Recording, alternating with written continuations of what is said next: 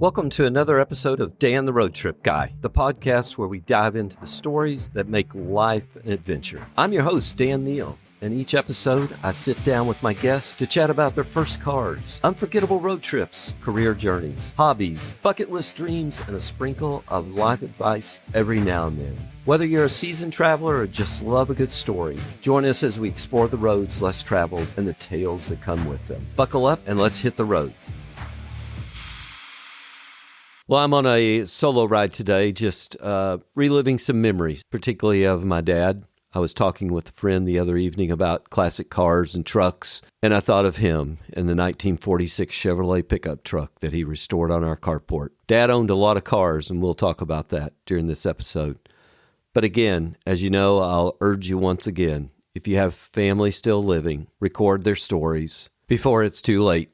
If you've been a listener to my podcast for any period of time, you know I love to hear people's stories. A bit of this podcast was driven from the fact that when my parents both passed away in 2014 and 2015, it's hard to believe it's been 10 years and 9 years.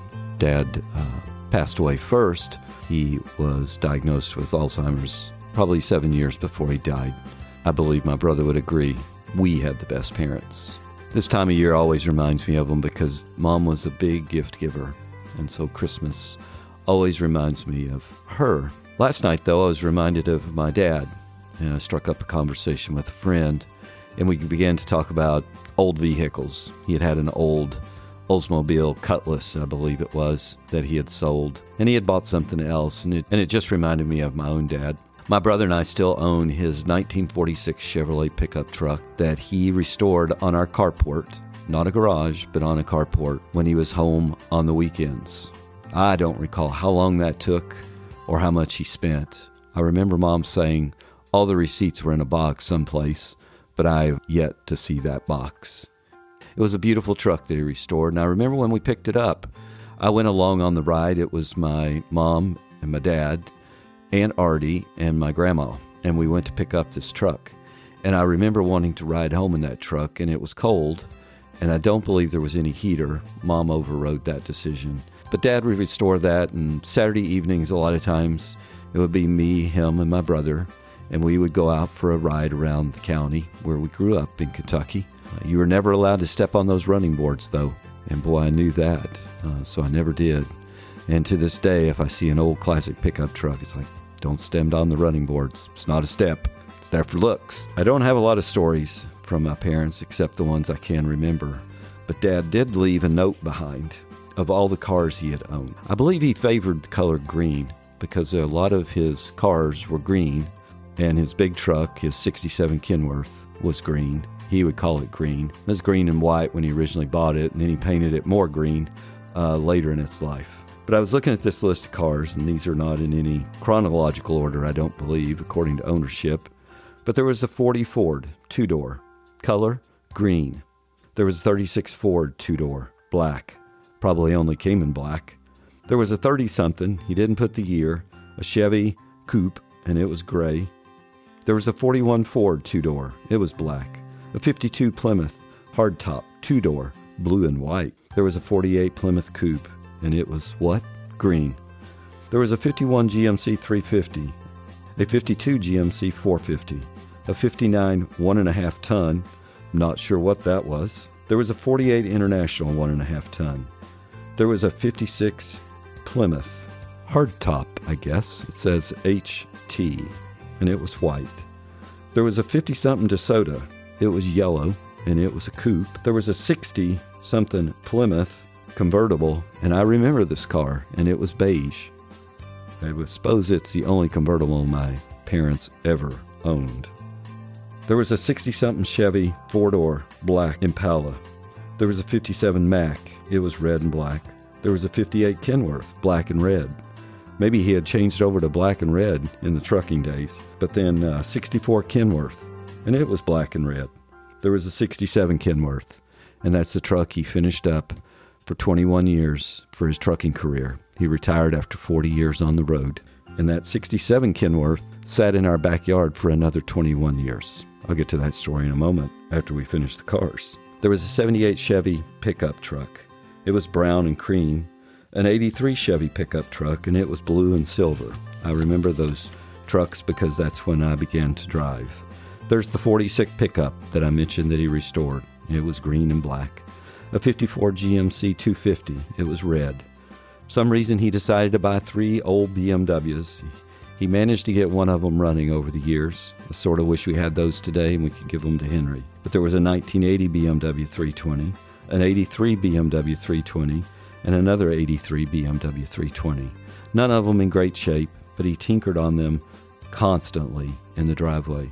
There was a 78 Olds station wagon. I drove that car quite a bit. There was a 98 Ford Olds 98, and there was a 1988 Lincoln. He really liked that Lincoln. I can't remember exactly what went wrong with it, but it sat on our driveway for a number of years. He did not list the last car he owned. It was a green, of course, Mercury Marquis. Not much of a car, I remember him saying, but it got us around. So that's the list I have in front of me. That's what he left behind. Weekends were spent getting the big truck ready to go out on the road, because that's what he did. He did his own maintenance on the truck before he would hit the road every week. He typically would leave on a Sunday, and if we were lucky, he was back on a Friday night. Sometimes earlier in the day, but not usually. There were times he was gone for a couple weeks. He was a long-haul trucker, owner-operator, they called him, sort of an independent business guy, set his own schedule, but if the wheels weren't turning, they weren't earning. So he was on the road a lot when we were growing up. Back in 2009, I was sitting on the carport and I mentioned to Dad, hey, we need to sell the truck. He had had an offer on the truck when he first retired, but, there was this small gap of $500 in what the buyer was willing to pay and what he wanted, so he opted to hang on to it. So it sat in our backyard for 21 years, just sitting there. The big green machine, we called it. Well, we were sitting on the carport, and I'm sure Mom was ready for some of that stuff to move on. So I said, hey, Dad, let me list this on eBay. I'm sure there's somebody out there that's a collector of trucks. He agreed. I'm not sure he ever got over me selling it, though. I think he was kind of mad at me. Hopefully, he forgave me for that. I wrote a note in 2009, and it sort of went like this. This is a tribute to Cecil Neal of Pine Knot, Kentucky, and all the truckers our family has known over the past 60 years. 21 years ago, the truck we grew to call the Big Green Machine pulled into Pine Knot for the last time. And on August 11th, 2009, the truck left Pine Knot for the last time, loaded on a trailer instead of being piloted by lifetime Pine Knot resident Cecil Neal. Cecil bought the truck new in 1967 and began the last 21 years of his trucking career in that truck. It was this truck that carried Cecil from the South Sands of Florida to the salts of Salt Lake City and all the places in between. When I was growing up, there were names like Fitz and Barker, Tater, Hawkshaw, Beckett, Bigfoot, and Willie Big Cat Babs, who shared a love of the open road as drivers of the big rigs from the 50s to the 80s. These were the guys who drove the trucks without power steering, trucks without air conditioning, trucks with clutches that would wear on even the strongest man's left leg, and transmissions that took a certain finesse to shift.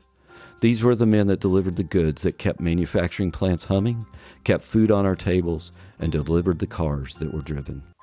When Cecil was living, if you had the time and you wanted to share some stories, Cecil would certainly share some stories. He'll share the stories of the open road, the type of stories that you accumulate after being on the road, away from home for some 38 plus years. If you had asked him how he got involved, the name of his Uncle Alfred might have come up. He hauled logs for his uncle, and then one day he inquired about hauling cars for Dixie Transport. Rumor has it he had to change his driver's license to get the seat of that truck for Dixie. He never seems to be able to answer the question of how many miles he drove. I believe he actually knew, but he just was keeping that number to himself. He spent time running with partners in the truck, but for the last 17 or so years, he was a solo driver, hauling all sorts of steel products. Nothing delayed or slowed him down. Not rain or snow. He just moved on. Dad would spend at least 5 days a week on the road, away from his wife and 2 boys. I would say that I regret Dad being away so much, and I'm sure we missed out on something. But he always made time for his family when he was home. Saturdays were always filled with getting the truck ready for another week. Cecil not only knew how to drive, there wasn't much he couldn't repair. Mom would tell stories in the winter of when the house was a bit cold for days until Dad could repair the furnace. He could fix almost anything. Actually, he could fix anything.